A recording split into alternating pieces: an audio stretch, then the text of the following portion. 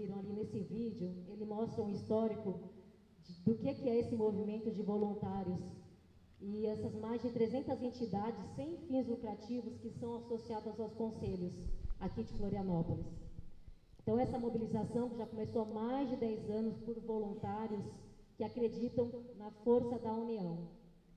E tudo isso, esse funcionamento dos conselhos, sendo regulamentado por uma lei municipal que foi escrita pela própria sociedade e foi aprovada na Câmara de Vereadores aqui de Florianópolis. Então, as reuniões, o funcionamento dos conselhos hoje ele é regulamentado.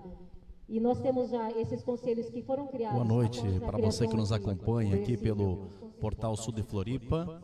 Nós estamos transmitindo agora, a partir deste momento, para você aqui, direto do Saco dos Limões, na noite de hoje, a reunião do CODESUL, reunião aberta, que você pode acompanhar aqui pelas redes sociais do Portal Sul de Floripa a partir desse momento.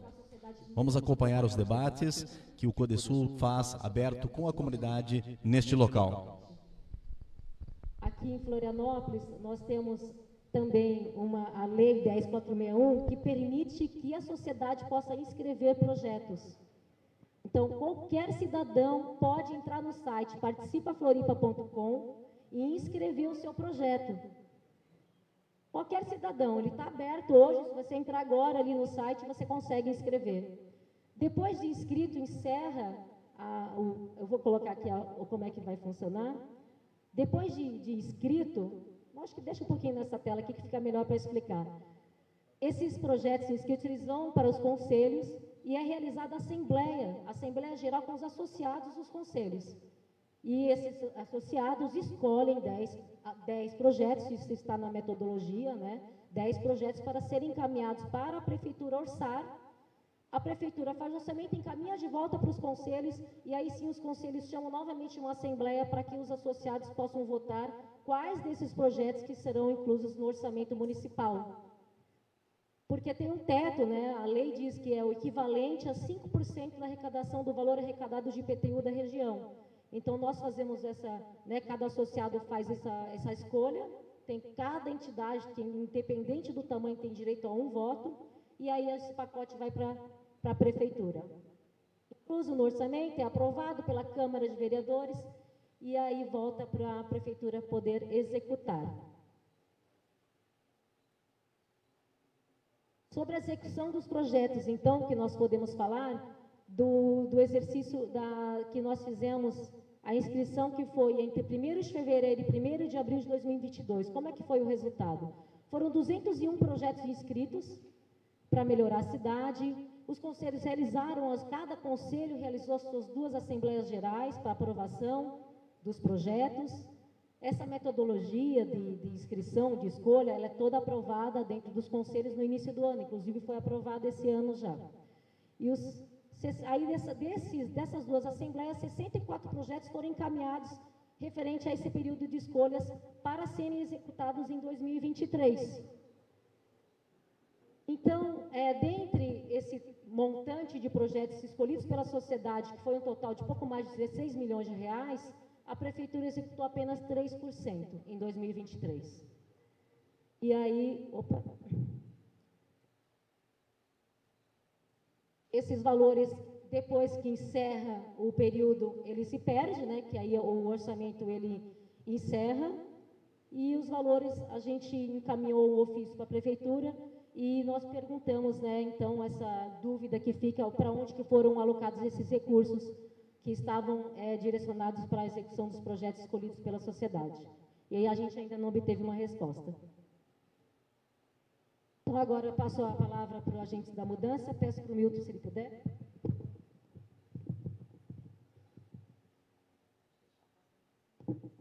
Agentes da mudança. Pessoal, agentes da mudança somos nós. Somos aqueles que são pessoas que têm um sentimento dentro da gente, que quer fazer as coisas melhorarem, que não estão satisfeitas com as coisas do modo que elas estão, e nós queremos participar. E esse negócio de participar é o que fez todo mundo vir aqui hoje. Querer melhorar o seu bairro, a sua cidade, né, tudo mais. E a gente quer fazer com que esses modelos de participação da sociedade, com a sociedade se reunindo em reuniões em cada município do Brasil, faça um levante de mais pessoas cobrando dos representantes públicos no Brasil inteiro. Porque daí o negócio vai muito além do que nós aqui.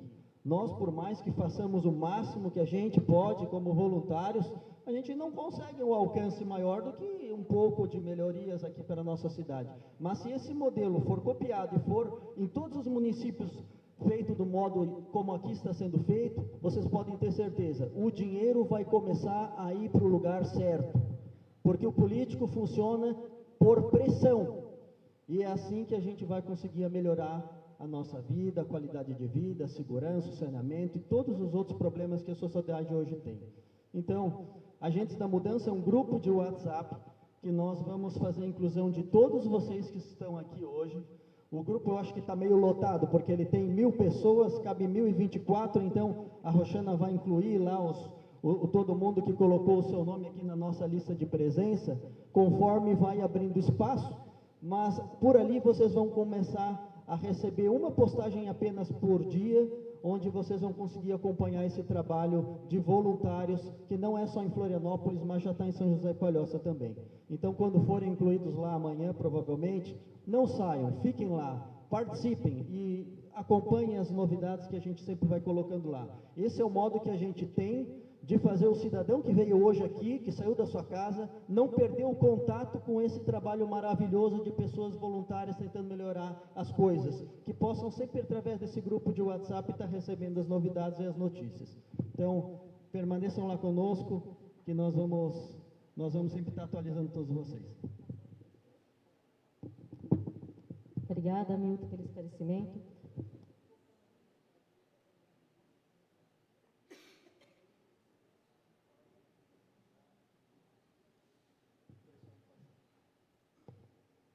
Bom, pessoal, próximo, vou pedir então, agora entrando na pauta dos jovens participativos, uma rápida fala da diretora dos jovens.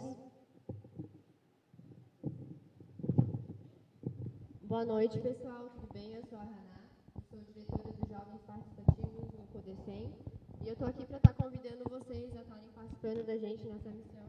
Como eu sempre falo, eles estão fazendo um trabalho maravilhoso, uma missão que não é nem um pouco fácil. Acolhendo esses frutos somos nós, e a gente precisa estar continuando esse trabalho de estar participando cada vez mais. Jovens, ficamos bem tristes com o desempenho da execução dos projetos no ano passado, porque a gente sabe o quão trabalhoso é colocar esses projetos ali, né, vocês estarem escolhendo e eles não serem executados. A gente espera que esse ano as coisas mudem, né, até porque nós estamos participando. E eles só estão ali para fazer o que nós achamos melhor para a nossa cidade. Então, participem, gente, entrem no grupo. O Agente de Mudança, ele está cheio realmente, mas os jovens participativos, eles têm vaga. Lá não é um grupo que a gente fica conversando, é mais para trazer informação sobre as reuniões, tá? E algumas novidades sobre alguns assuntos que estão em pauta na nossa cidade. Participem, tá? Se a gente não disser o que nós queremos, outros dirão por nós. Tá bom, pessoal? Obrigada.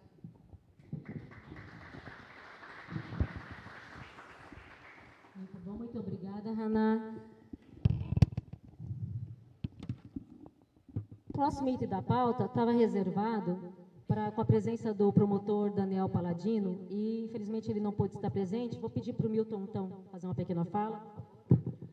Pessoal, esse assunto das pessoas em situação de rua vem mudando um pouco o dia a dia de todos nós, está colocando em jogo a questão da segurança pública. E esse é um problema que ele tem origem na assistência social.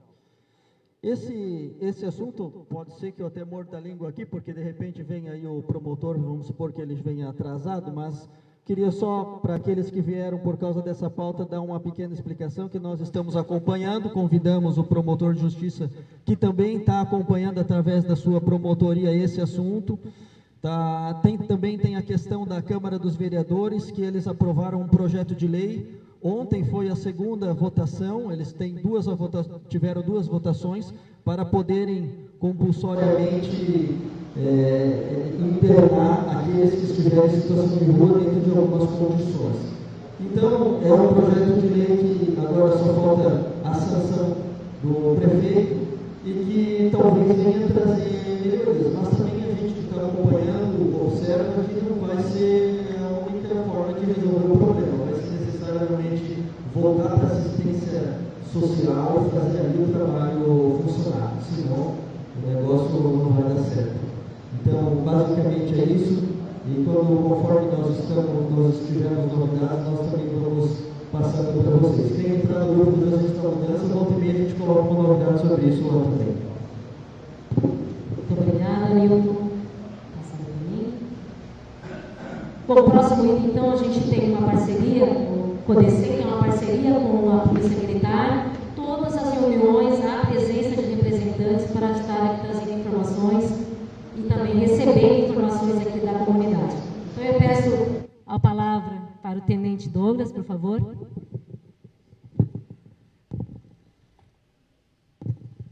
Boa noite a todos.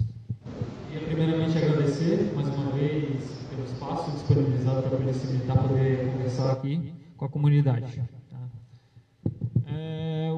Hoje está presente o Capitão Ribeiro, ele assumiu recentemente a 4ª Companhia do 4º Batalhão, ele estava antes na área central, muitos aqui devem conhecer ele, mas por problemas pessoais ele não conseguiu comparecer, mas ele se comprometeu da próxima reunião em estar presente.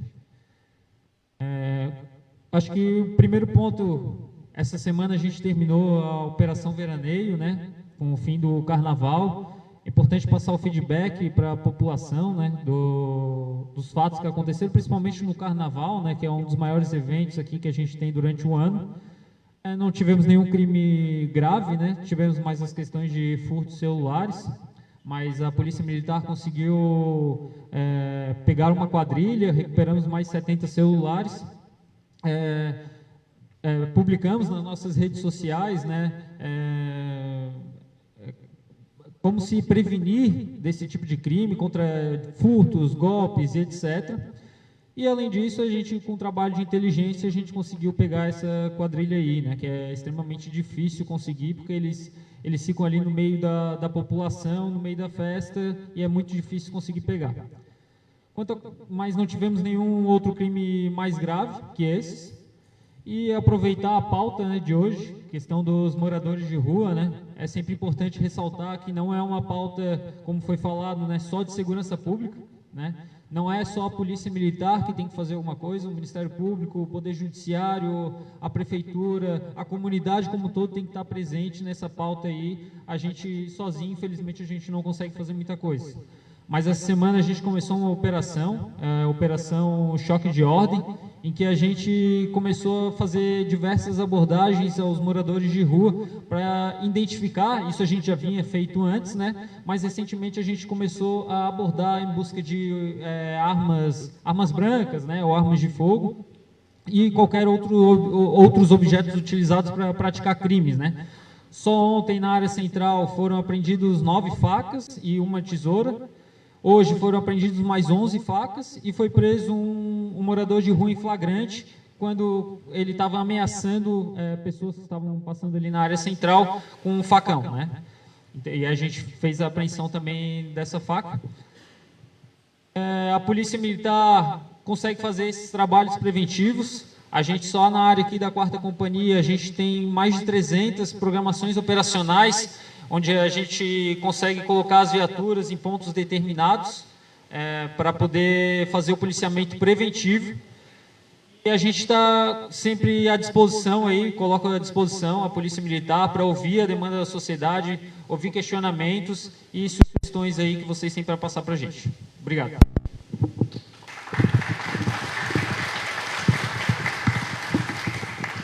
Muito obrigada pela participação, Tenente Douglas, representando a Polícia Militar.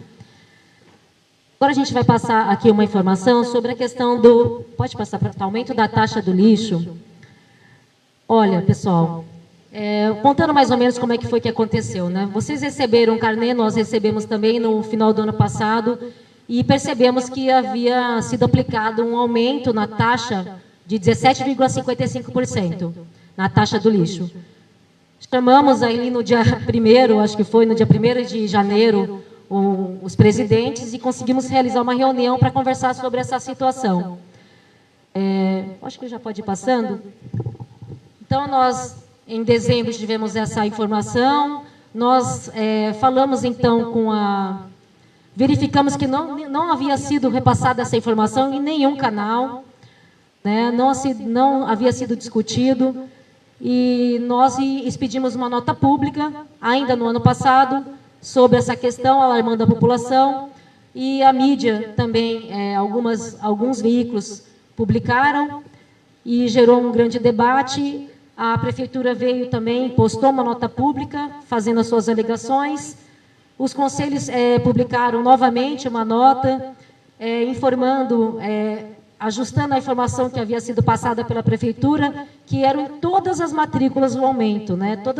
Todos os carnês haviam sido aplicados esse aumento absurdo de 17,55%. Então, a gente percebeu que a prefeitura começou a usar ajustou esse item, né, que eram em todas as matrículas. Eu fiz um trabalho para a gente levantar mais informações a respeito, né, dessa questão, do aumento da taxa. Levamos para os conselhos, publicamos na mídia. Fizemos uma denúncia no Ministério Público a respeito desse aumento exagerado, e com apoio representando todos os conselhos, pelo menos os 4 conselhos, do centro, do sul, do leste da ilha e do norte da ilha. E ficamos abertos abertos para aceitar algumas denúncias também, judiciais, ações judiciais, que, no entanto, que fossem sem custos, né? Porque os conselhos, eles não têm verbas para trabalhar. Nós trabalhamos voluntariamente e não recebemos verbas de nenhum local, né? E vamos continuar a fazer a divulgação em relação a esse aumento da taxa de lixo, que foi um absurdo de quase 4 vezes a inflação. Realmente é inadmissível isso. Sabemos que tem algumas ações que estavam sendo iniciadas, e a gente orientou, através de uma nota pública, para que o cidadão aguardasse para realizar o pagamento parcelado, porque não há desconto, né, para pagar à vista ou parcelado, é diferente da taxa do IPTU. Né? A taxa de lixo você paga à vista um valor, e se você pagar parcelado é a mesma coisa. Né? Então, a gente orientou dessa maneira para que a gente tivesse tempo, né, para tentar reverter essa situação, e infelizmente ainda não foi revertido. Agora a gente entra nesse próximo item, sobre a situação indígena aqui do terminal do Saco dos Limões, e eu passo a palavra, então, para o presidente da Associação de Moradores do Saco dos Limões, para o Sandro, por favor. Boa noite a todos. Primeiramente, eu gostaria de dizer para vocês que a associação e os moradores do Saco dos Limões não têm nada contra os indígenas, muito pelo contrário. Antes da pandemia, todas as vezes que eles precisavam de cesta básica, de cobertor, de colchão, de roupa, sempre os moradores aqui do bairro ajudaram. Depois da pandemia, com a vinda de outros indígenas, eles se afastaram um pouco do bairro, não queriam que a gente entrasse lá, e hoje, com a situação de permanecerem aqui, vieram para cá uma média de 500 indígenas, nós tivemos um problema cultural e social, tanto que eu estive ali gravando uma reportagem, fui ameaçado, e foi falado que a associação e os moradores não são bem vistos. Pessoal, assim, os indígenas, eles precisam realmente de uma casa de passagem, certo? Já falei no Ministério Público que uma criança poderia ser atropelada, e isso aconteceu. Ali, e no meio de 2 vias, não é um local correto para eles. Outra coisa, 200 indígenas, como a procuradora quer, são muitos indígenas. Uma casa de passagem, como vocês podem ver, em Curitiba, que tem, são para 50, no máximo mais 20%.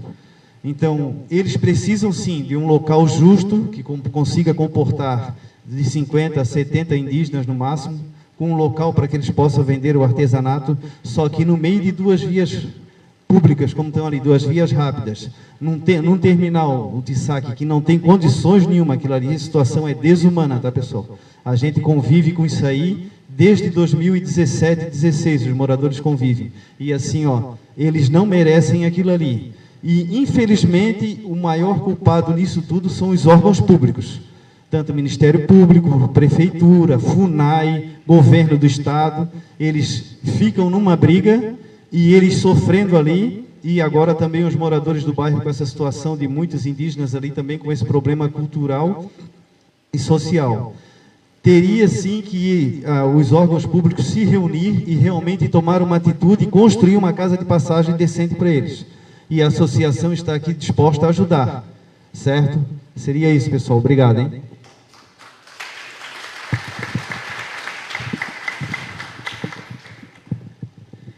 Muito obrigada, Sandro. Nós recebemos essa solicitação também através da Associação de Moradores do Saco dos Limões, e a gente está sempre defendendo a sociedade, a comunidade.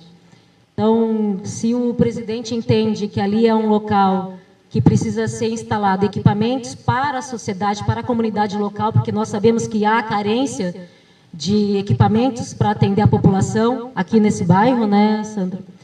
Então, nós vamos agir sempre defendendo a população, que esse é o nosso papel, como conselho, como fortalecimento da sociedade. E o Sandro até conversou comigo que nós poderíamos estar colocando uma nota pública, né, dessa situação, e eu concordei que poderíamos fazer dessa maneira. Então, provavelmente, a gente vai estar escrevendo uma nota.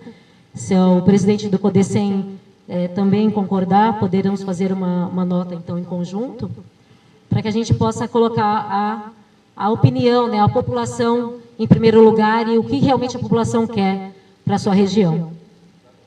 Certo? Então, tá bom. Muito obrigada, presidente. Próximo item, agora nós vamos entrar no nosso assunto emissário terrestre.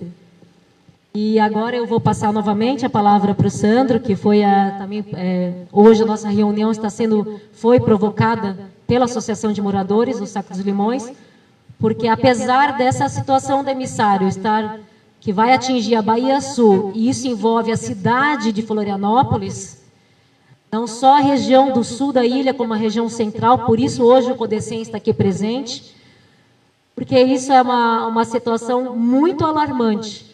Nós ficamos muito preocupados se isso realmente se concluir, esse projeto, a gente tem que entender melhor o que vai acontecer, e todos aqui, toda a população, ela deve ser comunicada e deve haver essa transparência com a população, sempre.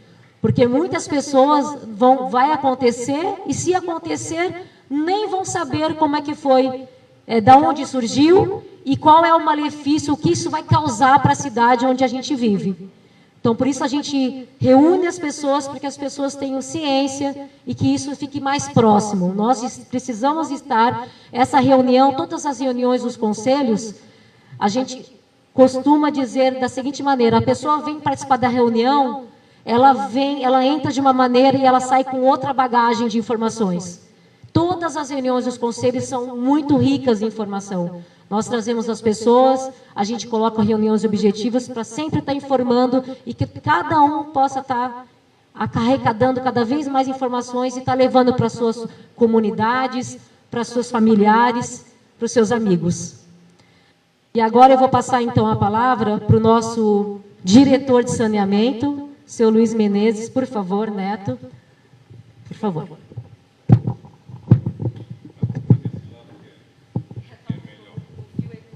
Bom, boa noite a todos, ao pessoal da mesa. Para quem não me conhece, meu nome é José Luiz Menezes, eu sou diretor de saneamento do CODESUL e do CODECEM. Sou coordenador de um grupo de trabalho de saneamento da Associação Floripa Amanhã. Bom, rapidamente, para depois então continuar o tema, seria o seguinte: o foco aqui hoje, nós já sabemos, nós temos diagnóstico, nós temos estudos que comprovam o que se poderia chamar de um grande desastre com relação a esse emissário terrestre. Então, o foco, na verdade, é o porquê que está saindo esse emissário terrestre.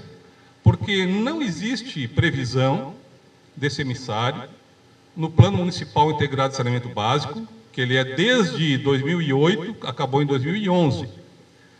Vocês vejam que naquela vez era previsto, inclusive, um melhoramento do saneamento no sul da ilha, e até hoje o saneamento no sul da ilha continua zero. Tá? Então, primeira coisa, nós temos planos, temos projetos, nós temos estudos, nós temos diagnósticos, todos nós sabemos os problemas que vão ocorrer disso. Temos estatística, temos estudos de universidade, então o foco não seria esse. O foco é, por que é que a prefeitura resolveu autorizar o emissário submarino? Primeiro, quando houve problema no sul da ilha, a prefeitura informou que faria uma licitação para privatizar, porque seria mais rápido terminar a ETE, Estação de Tratamento de Esgoto do Rio Tavares Campeche. O correto seria sair o emissário submarino. Ocorre que não há previsão, e isso tem uma notícia de julho do ano passado, 2023, do diretor técnico da Casan, dizendo que iriam fazer, então, um emissário terrestre, porque é um preço 10 vezes menor do que um emissário submarino. Só que o prejuízo para vocês, para o litoral, vai ser muito grande. E a questão não é se é 60 milhões ou 600 milhões, porque dinheiro tem. Nós precisamos de uma empresa que tenha condições de investir para melhorar o saneamento. Só que o que precisa também saber é que a prefeitura é contratante, a Casan é mera contratada, certo?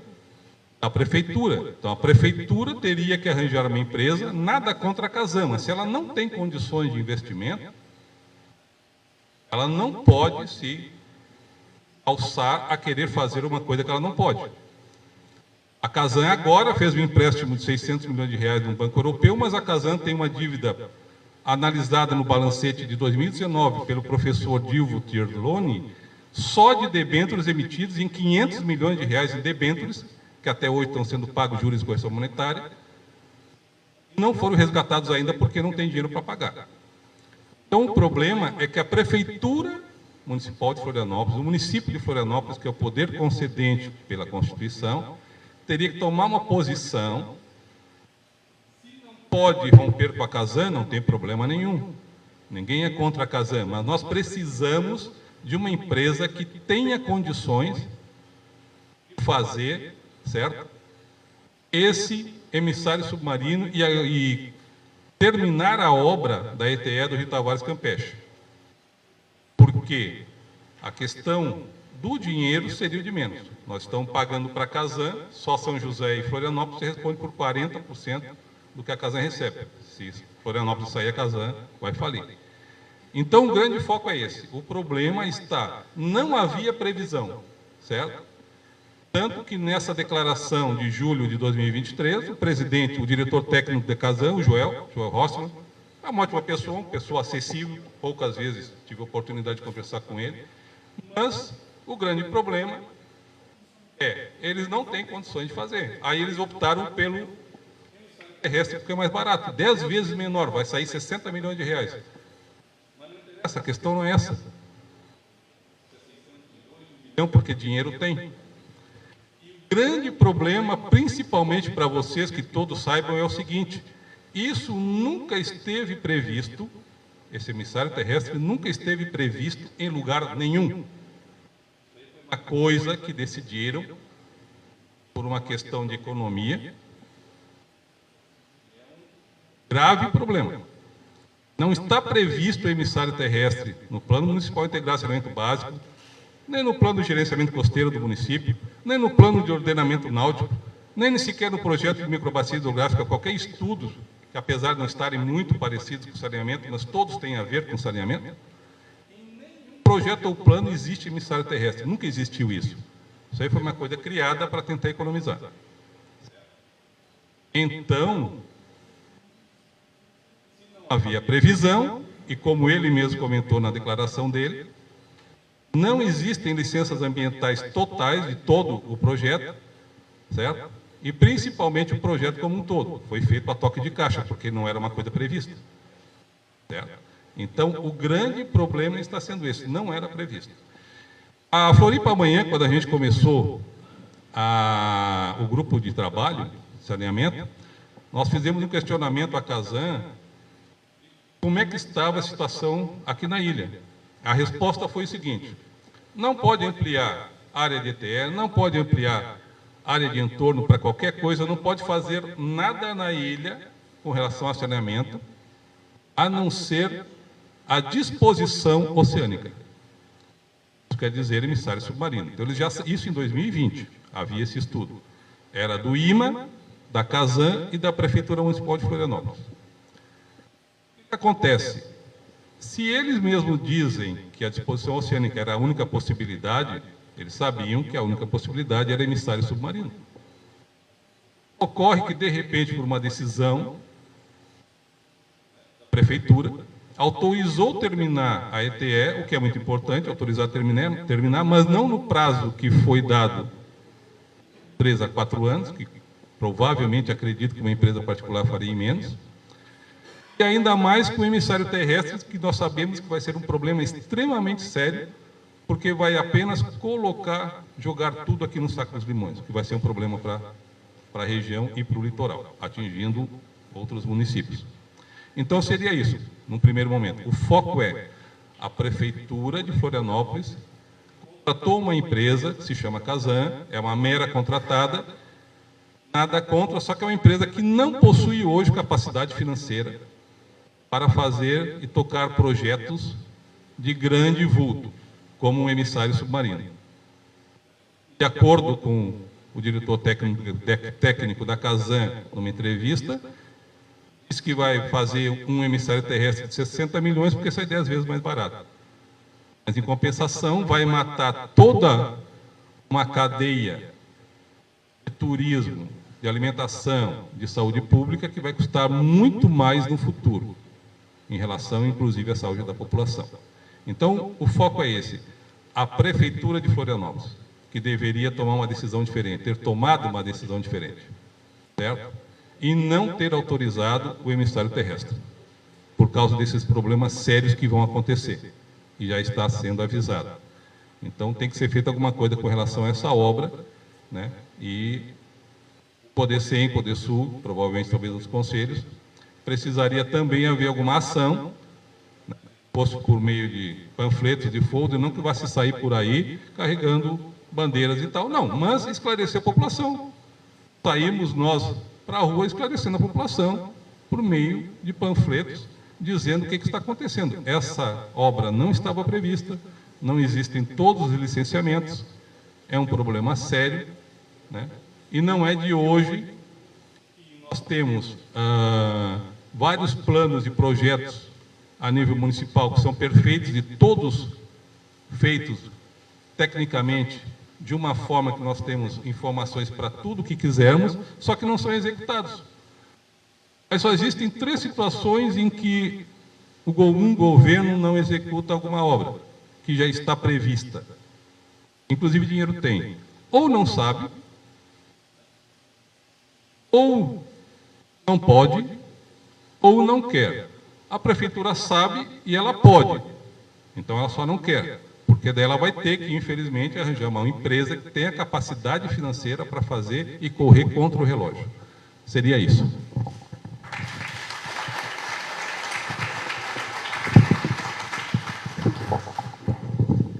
Muito obrigada, diretor de saneamento, Luiz Menezes.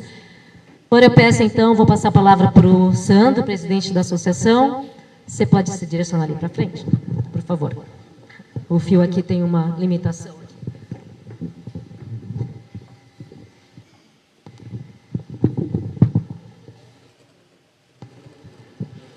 Bem, pessoal, em relação ao emissário, no ano passado nós fomos pegos de surpresa com uma reportagem e a CASAN iria lançar o emissário terrestre aqui no Saco dos Limões. Saímos correndo atrás de informação, conseguimos contactar o Paulo Horta, que é um especialista, o professor Eloy, Guilherme Scheider, e fomos nos informar a respeito dessa situação. E, assim, é uma coisa que não tem cabimento, não tem por que lançar aqui o emissário terrestre, vai acabar com toda a Resex, com a criação de berbigão, vai acabar com a maricultura, vai acabar com a pesca artesanal. Nós trouxemos juntos, montamos o SOS Bahia Sul, trouxemos a Associação de de pescadores, trouxemos a Associação de Maricultura, o Fórum da Pesca, juntamos todas essas associações e estamos brigando para que isso não aconteça. Entramos com denúncia no Ministério Público. Para não me alongar muito, eu vou passar a palavra aqui para Vera Brider e para o Paulo Horta, que eles podem explicar mais detalhadamente para vocês esse impacto que vai acontecer e acabar com toda a nossa Bahia Sul e Norte, tá bom? Gostaria que o Paulo Horta viesse aqui e a Vera também, por favor.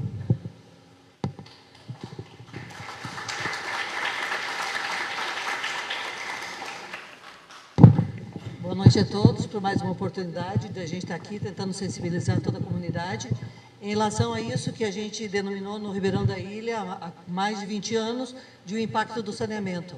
Embora o saneamento básico seja essencial para qualquer tipo de sociedade, no entanto, lá no Ribeirão da Ilha, o nosso debate começou em 2003, 2004, 20 anos.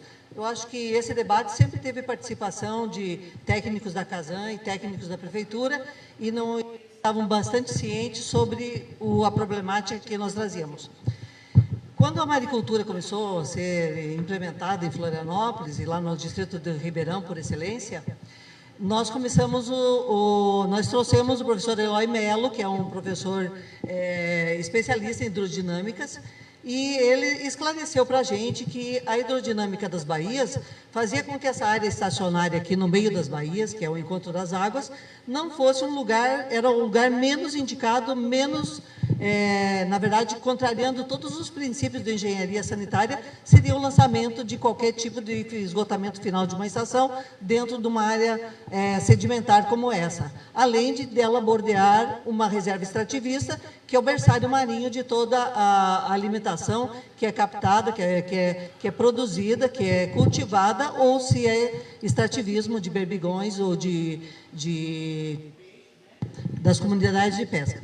As comunidades de pesca e de maricultura são comunidades tradicionais da ilha de Santa Catarina. O nosso diferencial internacional e nacional é a nossa ainda, as nossas águas marinhas, que elas têm a potencialidade de crescimento de moluscos, que em 7 meses nós temos uma produção que na França é 3 anos, no Japão é 5 anos.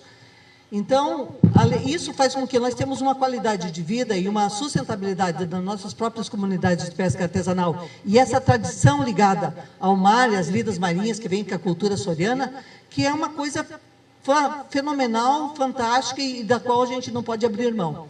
Então, o que aconteceu? Eu sou companheira de um pescador e maricultor, eu sou uma médica sanitarista, e no plano diretor participativo de 2008 e de 2016, eu era representante do distrito do Ribeirão da Ilha, e esse tipo de problemática, ela foi colocada dentro da audiência pública do plano diretor participativo do Ribeirão da Ilha, como a maior demanda nossa é manter a salubridade das águas marinhas.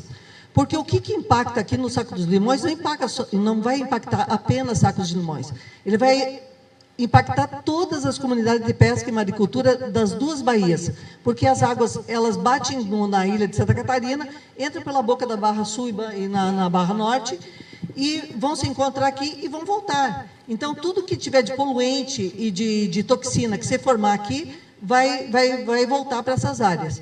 O que acontece da pesca, exatamente só nesse localzinho aqui, são toneladas e toneladas de camarões.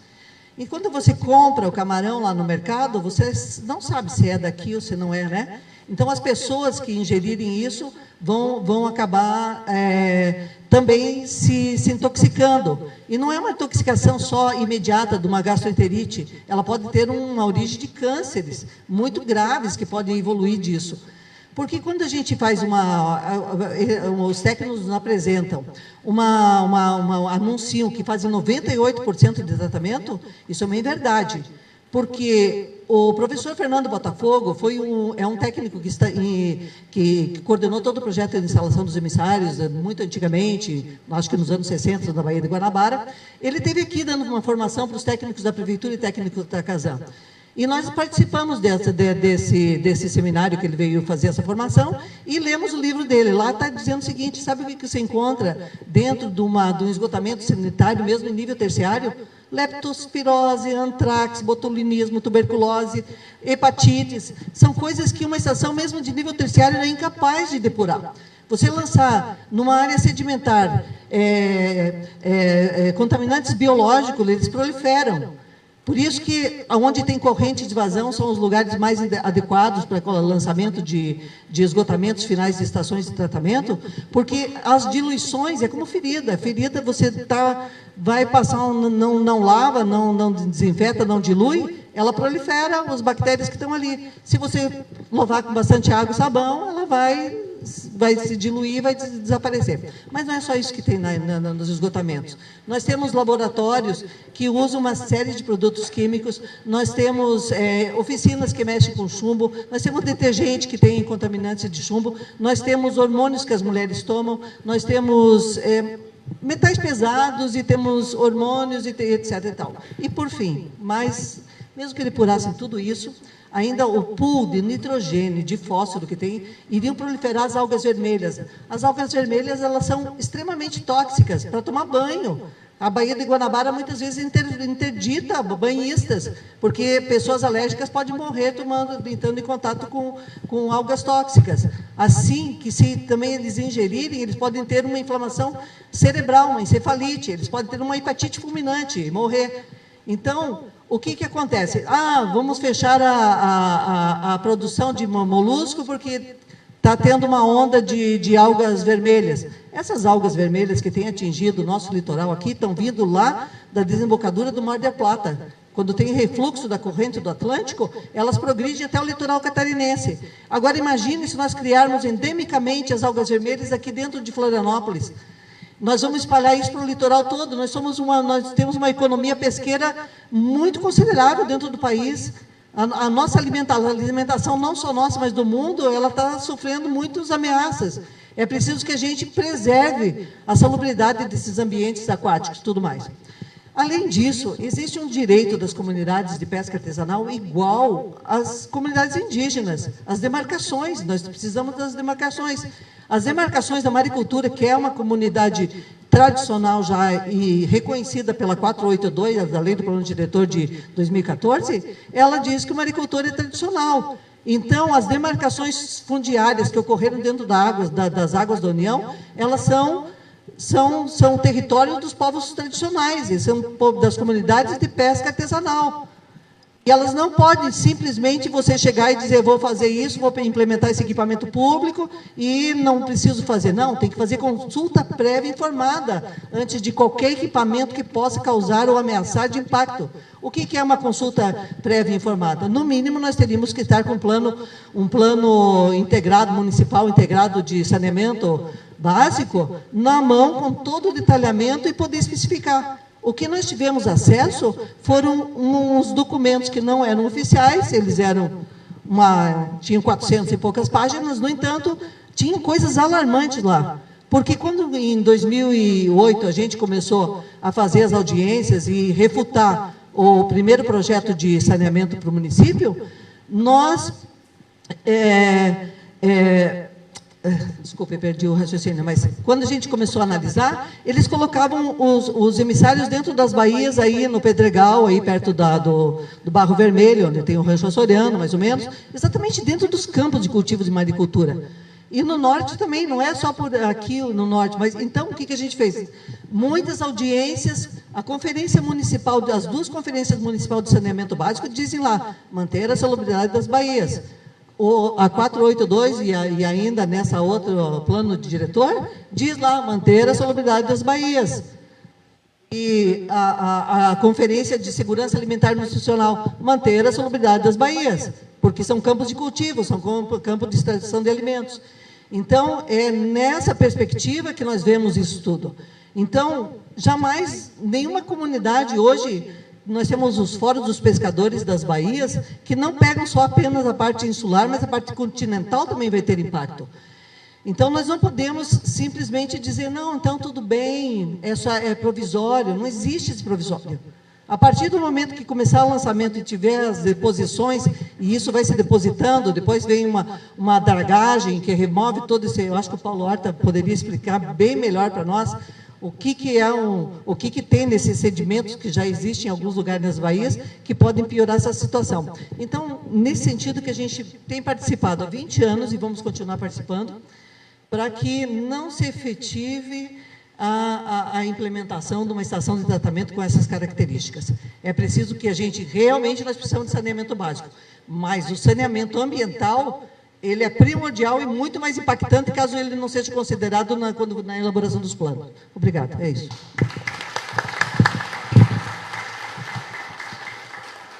Bom, muito obrigado, então, Sandro, pelo convite. Seu João, seu João. Seu João chamou, a água parou. Outro dia esqueci minha bolsa lá no bingo, lá, e tive que ir lá. Graças a Deus, o seu João viabilizou da bolsa voltar. Muito obrigado, seu João. Pessoal, esse é um momento que eu acho que a gente precisa construir um grande diagnóstico. Eu acho que aquilo que o Sandro trouxe, que está acontecendo hoje com a Casa de Passagem, eu acho que nos convida a uma inspiração importante.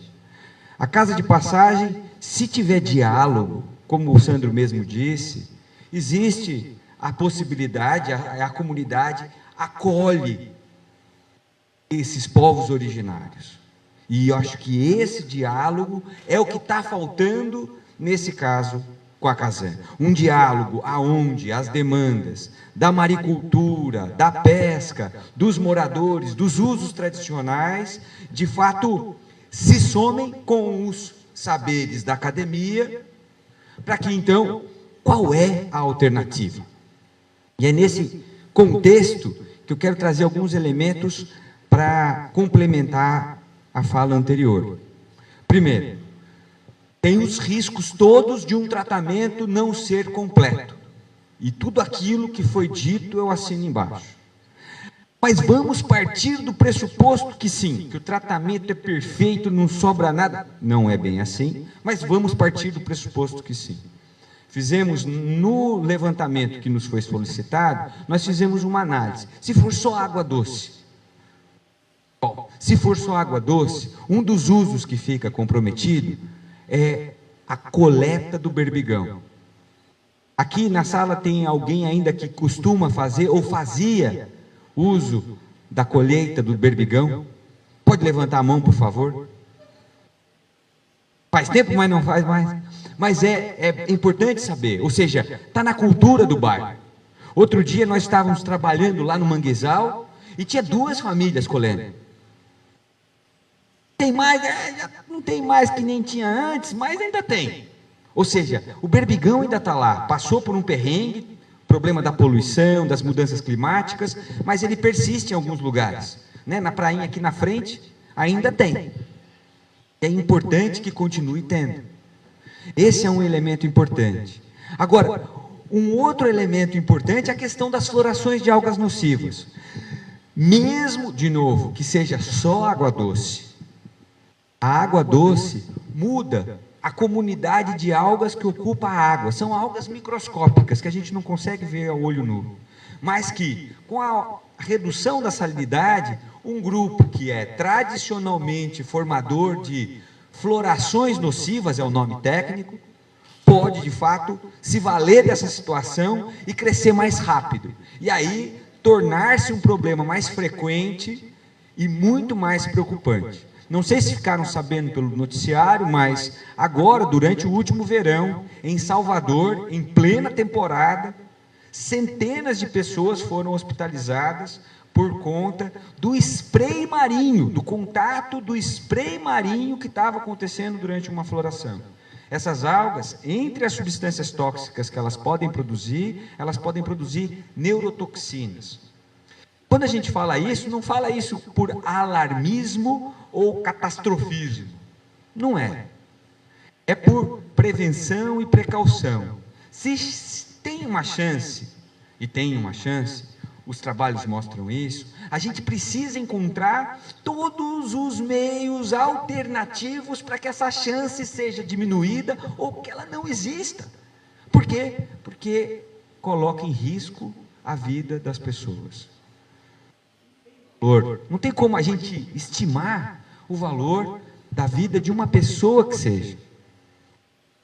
Ou tem? Então, precisamos discutir de forma dialética, ou seja, abertamente, o que está em jogo, quais são os valores, quais são as alternativas, todas as alternativas, quais são os interesses de todos os setores da sociedade em relação a esse tema, que é o saneamento básico e o destino final do esgoto tratado. E um elemento importante, a ALESC, né, a partir de uma comissão de meio ambiente, que é liderada pelo deputado Marquito, fez uma solicitação à Casan. Pelo que eu fiquei sabendo, o deputado Mário Mota também fez, de maiores esclarecimentos que não vieram ainda. Mas esses esclarecimentos são importantes para que a gente tenha todos os elementos na mão, né? Esses esclarecimentos nos permitirão, por exemplo, avaliar, bom, se esses são os custos, esses são os volumes que serão descartados, bom, aonde a gente pode pôr? Os estudos que foram feitos, como foi divulgado aqui nas muitas audiências, os estudos foram realizados há quase uma década atrás. Esse é um processo antigo, não é? E esse momento que os estudos foram feitos é muito diferente do momento atual. A ciência foi pega literalmente com as calças na mão. Esse último ano, eu trabalho com mudanças climáticas, estive na região do Ártico, lá na região do Polo Norte e da Antártica. E não, além dos números, né, que a gente contribuiu para medir, trago a percepção das pessoas que vivem nesses lugares. Nunca ninguém tinha visto verões assim, tanto no hemisfério norte quanto aqui no hemisfério sul. Então, a gente está vivendo aquilo que a academia está chamando de um momento que não foi mapeado na nossa história. É novidade, é a primeira vez que o planeta ultrapassa por alguns dias o aquecimento de 2 graus Celsius. Vocês devem ter ouvido falar um monte de coisa sobre isso esse último ano. Mas sim, por alguns dias, o planeta ultrapassou a casa dos 2 graus Celsius. Por um ano inteiro, ultrapassou a casa de 1,5 graus Celsius. Isso é muito sério. Isso muda muita coisa. Mas muda especialmente o saneamento que a gente precisa para que a pesca, para a maricultura, para o turismo serem resilientes, resistirem aos perrengues relacionados às mudanças climáticas, que está todo mundo aqui sentindo. E a chuvarada que veio e virá com mais frequência e com mais intensidade, como aconteceu em São Paulo, começo do ano passado, acho que todo mundo acompanhou, 700 milímetros caindo num espaço curto de tempo, produziu uma verdadeira catástrofe. É por isso que tudo isso precisa estar readequado. Então, solicitar uma ampla discussão, uma reanálise, mais estudo, é legítimo, é necessário. E nesse processo, nós gostaríamos muito que fosse apresentada a alternativa, que é devolver a água para onde ela veio. Mas devolver como? Tratada, bem tratada. Uma água que pudesse, inclusive, ser reutilizada.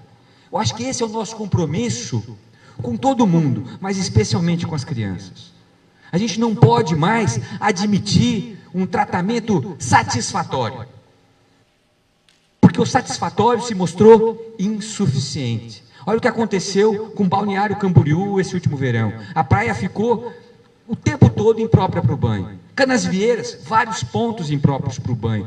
Nossa ilha, depois do carnaval, em muitos balneários, áreas que de fato a gente precisa para a economia, impróprias para o banho. Consequências, prejuízos que a gente ainda nem quantificou, mas são imensuráveis. Por quê? Tem muita coisa que a gente conta em dinheiro, mas tem coisa que não. Quanto é que custa ir de manhã colher um berbigão, para depois tomar uma cervejinha no domingo à tarde? não tem preço. Isso é da nossa cultura. Então, é esse tipo de discussão muito franca, muito tranquila, que precisa ter com todo mundo envolvido com essa história.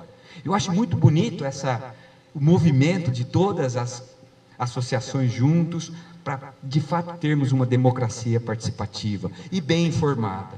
Coloco aqui, então, à disposição a nossa universidade, eu digo nossa porque é de vocês, o programa Ecoando Sustentabilidade, que é um programa de extensão universitária, um programa que está aí para isso, para oferecer respostas para aquilo que forem demandas da sociedade, e, claro, apelar para que essa questão seja discutida de forma desarmada por todos os setores. Nós estamos vivenciando, não sou eu que estou dizendo, é um relatório do Fórum Econômico Mundial. Nós estamos vivenciando os 2 anos desafiadores da nossa história, esse e o próximo. E a gente vai ter que lidar com 2 problemas fundamentais. O primeiro é esse que eu falei, que são as mudanças climáticas. O outro é a desinformação. Então, para enfrentar isso com muita seriedade, é fundamental ter a participação em fóruns como esse, de todos os vereadores, porque essa é uma questão que é fundamental para Floripa, é fundamental para São José, é fundamental para toda a metrópole. Então, é importante que aqueles que nos representam estejam presentes nesse processo, e que, de forma atenta aos interesses do coletivo, nos ajude a viabilizar as políticas públicas para isso, porque solução tem, alternativas tecnológicas existem, a gente precisa tirar elas do papel, e bora trabalhar junto. Pessoal, muito obrigado, estamos à disposição.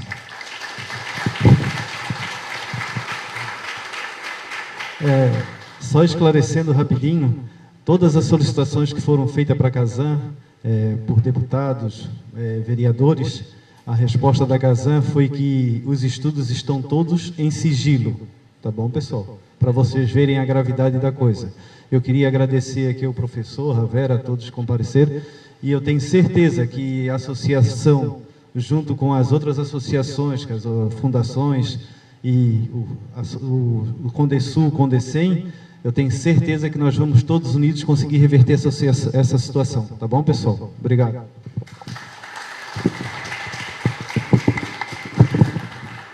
Muito obrigada, Sandro. Obrigada, senhora Sônia Bride, também ao professor Paulo Horta, pelas falas. E agora eu chamo, então, acompanhando aqui as inscrições e também o convite que fizemos à prefeitura, e temos aqui o senhor Victor Ibarzo, que é um técnico, gostaria de...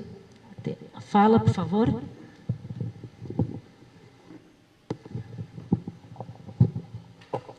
Então, primeiramente, boa noite a todos.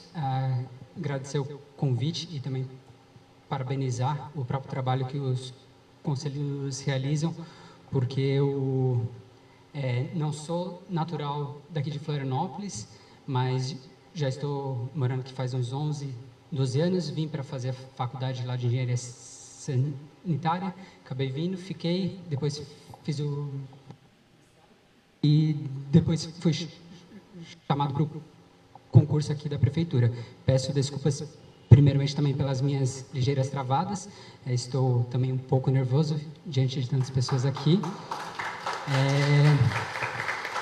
E gostaria só, a princípio, também não trazer que os pontos que eu vou falar não são no sentido de defender prefeitura, Casan, ou nem órgão, mas também tentar esclarecer um pouco os fatos, que por fato de eu ser técnico lá dentro, às vezes acaba sabendo de mais algumas informações, porque de fato eu, como técnico, vejo que a questão da transparência do poder público, de forma geral, é realmente bastante dificultosa por diversos sentidos mesmo, né?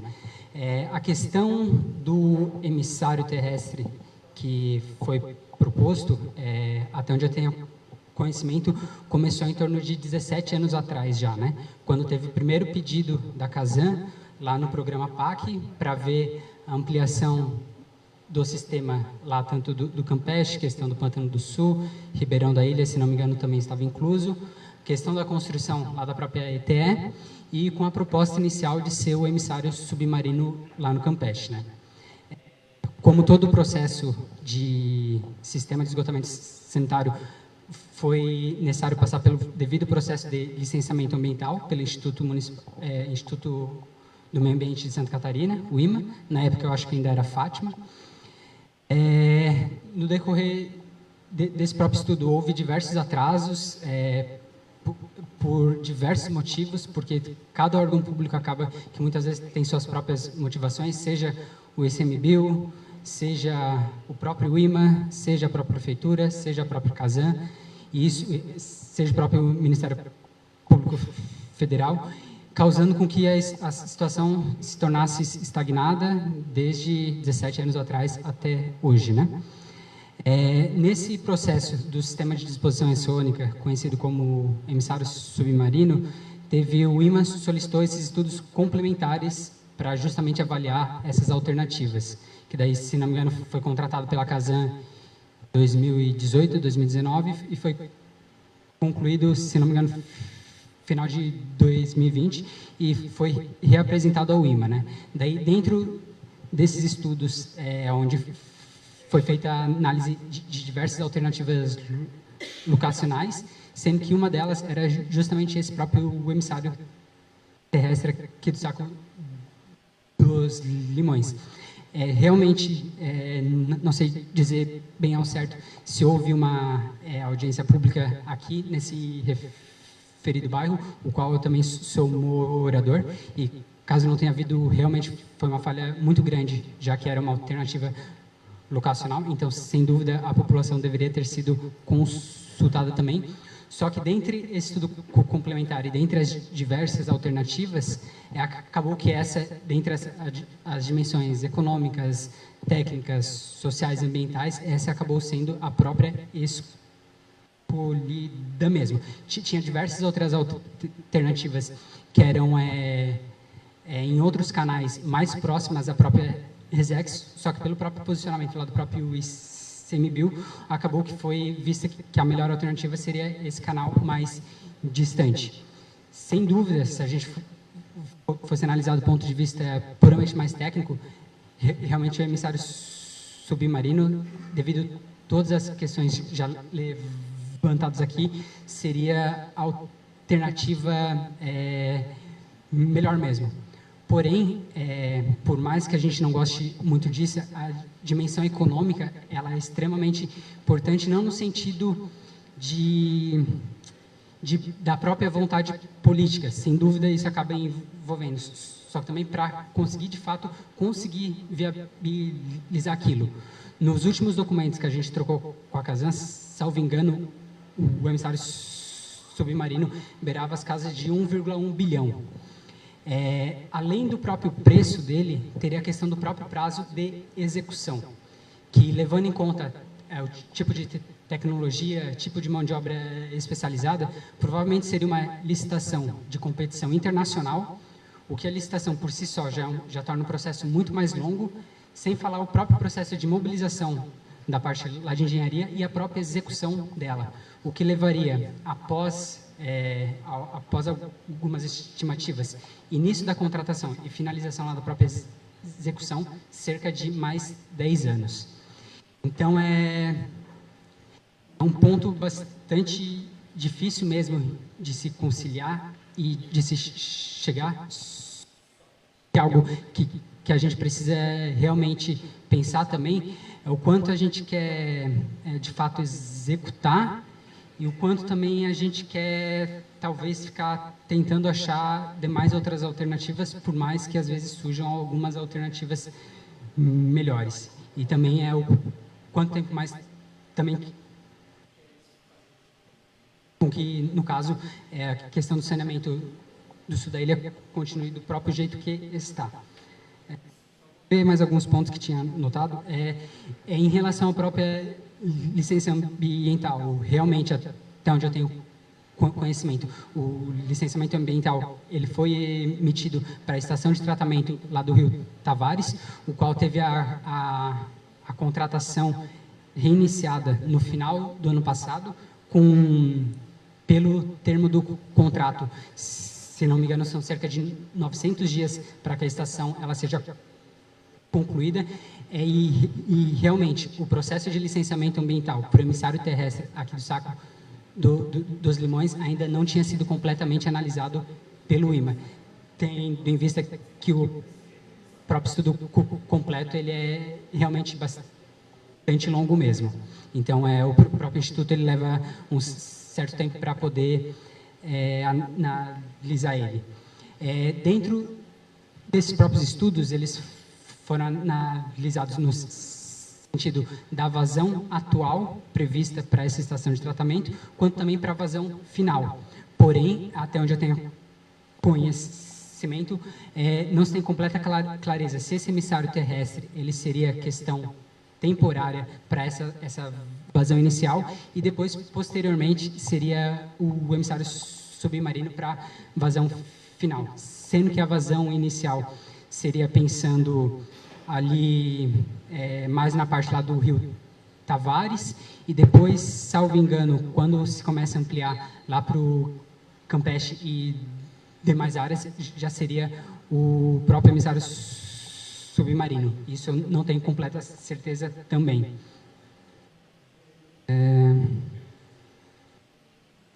Também um outro ponto importante de se ressaltar é a questão lá desses próprios valores estimados. Seja emissário submarino ou seja emissário terrestre, todos esses valores, seja ele feito por uma companhia pública ou por uma companhia privada, eles são repassados para o usuário na forma de tarifa. Então, quanto menor o agrupamento da concessionária, seja ela privada ou pública, para aquele serviço executado, menor vai ser a população que vai ter distribuído aquele valor de investimento. Com isso, maior o valor da tarifa que aquela população pode vir a sofrer também. Então, esse é um ponto importante de se destacar quando a gente pensa em possíveis desagregações do saneamento aqui em Florianópolis, né? Gostaria de também pedir, como clínico, também os próprios estudos lá realizados lá pela própria universidade, pois mesmo às vezes a gente tendo poder ou não de conseguir promover alguma mudança, é sempre muito interessante a gente ter acesso a esses próprios estudos, para que a gente tenha mais conhecimento do que está sendo feito também e até conseguir ter mais embasamentos em possíveis respostas que a gente eventualmente precisa dar, pois certamente essa própria união do poder público com a própria universidade e os próprios demais conselhos, eles precisam ser precisa ser cada vez mais fortalecido para que de fato a gente consiga chegar em um consenso comum e que também seja viável mesmo e também em tempo hábil, né? Aí seria mais ou menos isso. Peço perdão caso tenha sido falho de alguma forma, perdão caso também tenha ofendido alguém de alguma forma e me coloco à disposição para eventuais esclarecimentos. Claramente não vou saber responder todos, mas podemos avançar para que a gente chegue em um consenso e consiga, de fato, melhorar a questão do saneamento aqui em Florianópolis. Obrigado.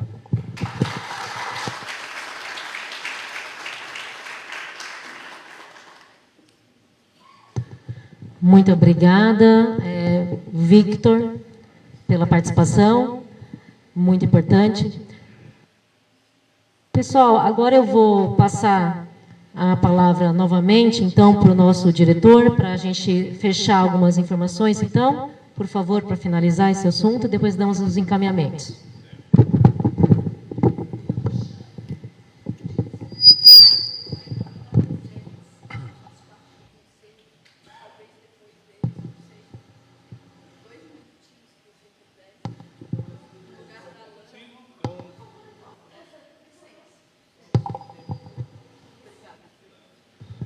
Meu nome é Flora, eu sou da Associação Coletivo C da Ilha, faço parte do Conselho da Reserva Extrativista Marinha do Pirajubaé desde 2014 e A gente vem desde essa época acompanhando, então, toda essa discussão interna dentro da reserva e com sua comunidade de pescadores. São cerca de 230 famílias hoje cadastradas e beneficiárias da Reserva Extrativista Marinha do Pirajubaé. A primeira reserva extrativista marinha do Brasil. Acho que isso é bastante importante, assim, porque ela é considerada e respeitada Brasil afora, embora aqui dentro de Florianópolis eu tenho a impressão de que pouca gente conhece a importância dessa área, né, desse manguezal também, né, como um berçário marinho para toda a vida pesqueira que a gente tem na nossa Bahia e para fora da Bahia também. E aí os pescadores sabem bem disso, né, a importância desse manguezal. A primeira alternativa locacional da Casan, então, é colocar o efluente, os efluentes tratados de forma terciária dentro da reserva extrativista, dentro da reserva não, mas dentro do Rio Tavares, e que na sequência ele entra, né, dentro da reserva. A vazão desse Rio Tavares, para quem não conhece, ela não tem vazão suficiente, é um rio bem fininho, não tem vazão suficiente para a quantidade de água que a Casan prevê, água doce, né, que a Casan prevê despejar ali dentro, é 5 vezes maior do que a vazão normal do rio. Então, isso é um grande risco também para a nossa reserva, uma vez que a gente sabe que toda a vida marinha depende de um pH, de um equilíbrio, né, da salinidade entre a água doce e a água salgada. Inclusive, dos indícios, né, para a mortandade do berbigão em 2014 foi a questão de uma grande chuvarada, né, 3 meses de chuva que aconteceu naquele ano, de 2014 para 2015, que até recém agora a gente está recuperando, né, os estoques de berbigão.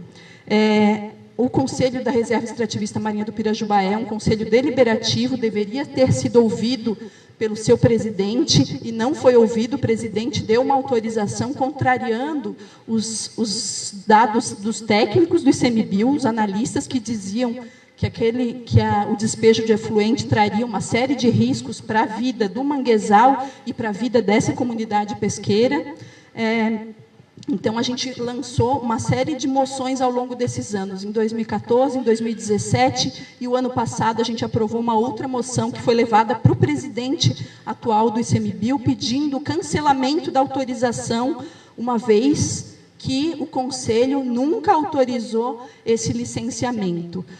Os analistas ambientais do ICMBio, desde então, lá do início do processo de que foi consultado pelo IMA, vem cobrando uma série de condicionantes e estudos que até hoje não foram apresentados, embora o IMA foi dando as licenças a licença prévia, sem o cumprimento das condicionantes, os estudos não foram feitos e o IMA foi lá e deu. Aí, depois, os estudos não foram feitos e o IMA foi lá e deu a licença de instalação. Então, a gente já está com a notícia de que em 900 dias vai ser concluída a instalação. Eles querem implementar, né, o despejo dos efluentes e a gente ainda não tem todos os estudos apresentados para a sociedade. Então, isso é um risco para a gente, mais uma vez, né, nos preocupa e faz com que a gente esteja aqui, né, junto para se mobilizar contra esse risco. Hoje, com essa alternativa locacional da gente jogar no saco dos limões, é 6 por meia dúzia para a gente. Porque igual, a gente sabe, né, que tem as marés, então essa água que vai ser jogada a 2 quilômetros da reserva vai voltar com o movimento das marés. Então, segue impactando a comunidade de beneficiários ali da reserva que tiram seu sustento dali, comem. E aí o tratamento terciário, que a Casan diz que é maravilhoso, ele não trata metais pesados, por exemplo, que causam uma série de câncer, que vem de anticoncepcionais e tantas outras coisas que a gente se alimenta e que vai, né, pelo esgoto e que não é tratado no tratamento terciário. Então, tem uma série de pontos que a gente pode, né, ficar alerta e buscar mais informações que nos dizem que essa opção não é saudável para a gente, para as nossas baías, nem para essa comunidade pesqueira, nem para os maricultores que estão lá no Ribeirão e nem para ninguém que está ali em volta. A gente quer uma alternativa realmente eficiente, realmente a gente precisa de saneamento, e a gente sabe, Nós somos os que mais buscamos e queremos, nos preocupamos, né, com a questão do saneamento, uma vez que a gente, né, depende disso, que os nossos pescadores dependem disso, mas a gente quer um saneamento que não cause um impacto maior ainda. Hoje, com a alternativa locacional no Saco dos Limões, eles colocaram como extravasor, em caso de emergência, mantém o Rio Tavares. Então, em caso de emergência, aquele dia que der um problema, eles vão jogar dentro da reserva. Não vão jogar lá na Bahia, aberta, que traria igual. Eles vão jogar dentro naquele rio de pequena vazão. Então, não faz sentido nenhum essa obra. A gente também, já na cidade, né, não acredita mais na Casan. Infelizmente, ela não tem um histórico que dê para a gente confiar nela. Ela tem inúmeros casos de despejo de efluentes in natura, dentro de áreas protegidas. Tem inúmeros casos de processos judiciais e condenações que até hoje ela recorre e não paga para o município pelo impacto que ela causa às nossas áreas protegidas. Então, a gente está aqui, né, para também acompanhar essa discussão e defender que seja buscada uma alternativa realmente ecológica para o saneamento aqui do sul da ilha. Obrigada.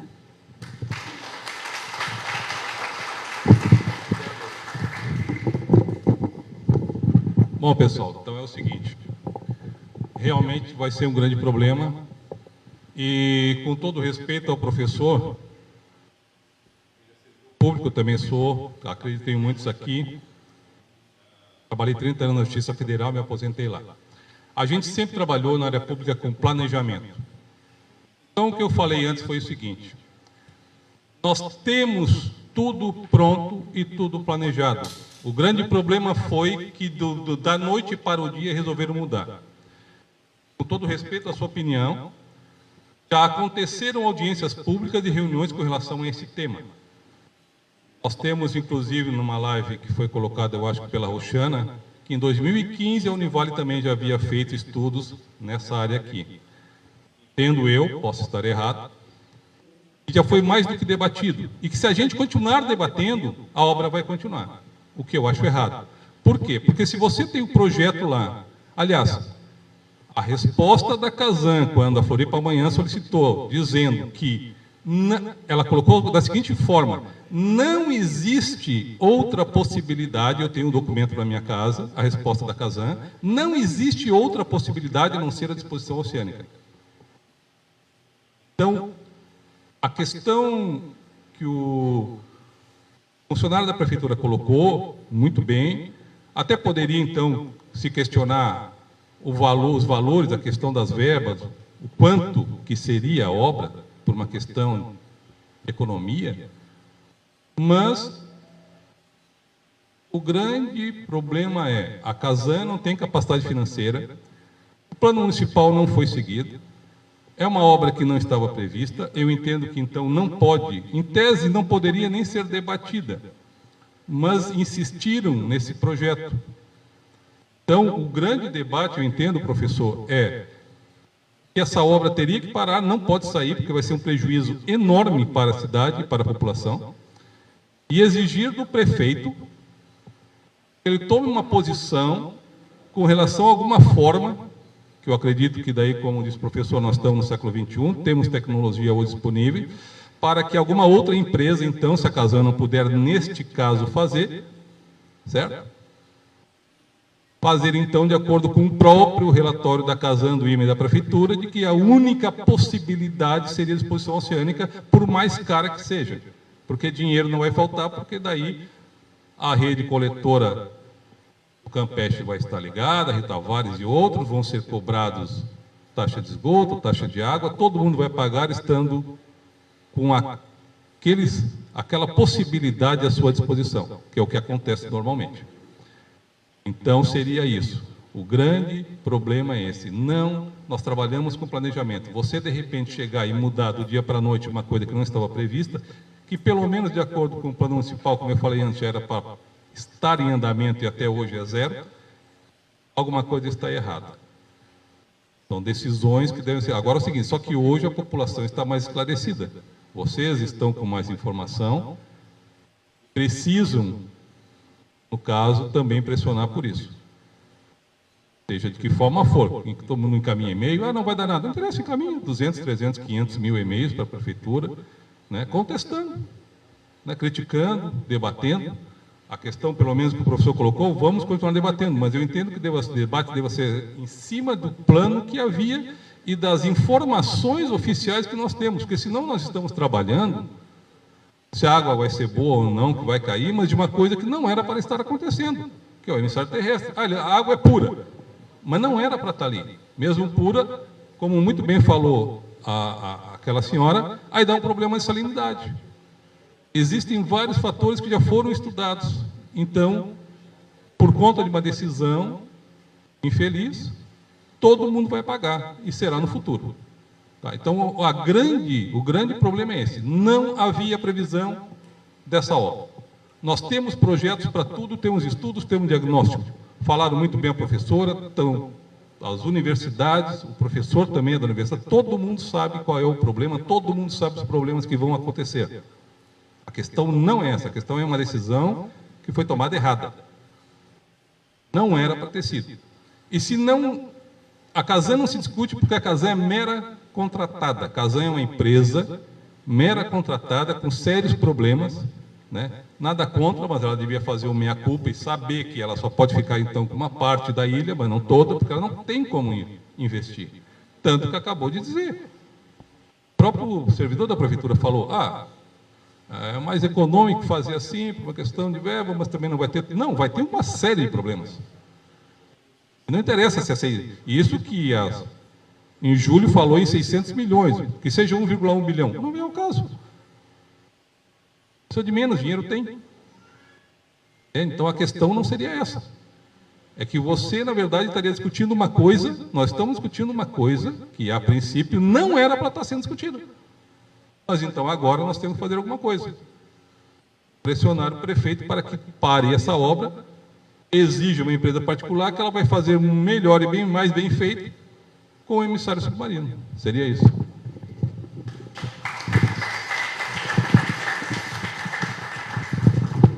Muito obrigada, diretor. Pessoal, já deu para perceber que esse emissário terrestre não pode avançar, né? Então é o seguinte, vamos aqui, a partir dessa reunião do CODESU, em conjunto com o CODECEM, nós vamos encaminhar uma nota pública contra o emissário terrestre e nós contamos com todos vocês para estar divulgando e compartilhando essa nota pública. Apesar do nosso maior canal de comunicação, Agentes da Mudança, estar lotado, nós vamos criar, acabei de combinar aqui, eu vou criar um novo canal, nós vamos inserir todos nesse canal, e quando nós publicarmos a nota, e eu gostaria de saber se o CODECEM acompanha essa nota pública do CODESU? Acompanha, presidente. Muito obrigada. Então, nós vamos, em conjunto, estar publicando essa nota e nós gostaríamos que todos divulgassem a nota. Vamos precisar avançar com essa primeira ação e, em seguida, outras ações que nós possamos estar planejando para que isso cesse. Gostaria de agradecer imensamente a presença de todos. O calor foi muito grande, mas nós precisamos encerrar a reunião, que já passaram-se 20 minutos. Muito obrigada pela participação de todos. Obrigada.